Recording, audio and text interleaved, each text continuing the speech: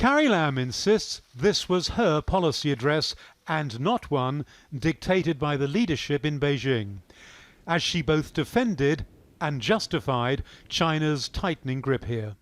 In the past year or so, Hong Kong has experienced the most severe political challenges since its return to the motherland. One of our urgent priorities is to restore Hong Kong's constitutional order and political system from chaos. The large-scale and often violent protests ended after the imposition of a national security law in July. That had restored stability, Lam said, but warned more measures were needed, including a wide-ranging program to educate Hong Kong's youth on the rule of law. Students were often at the front lines of the demonstrations. Hong Kong has become an obvious gaping hole in national security and presented significant risks to the country.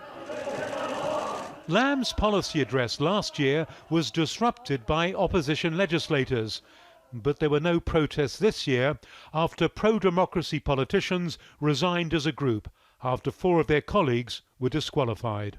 Before this policy address, Carrie Lam's approval rating was a dismal 26%, compared to 64% in the months after she took office more than 3.5 years ago. But analysts say there's no chance of her losing a job anytime soon, as she continues to enjoy the support of President Xi Jinping.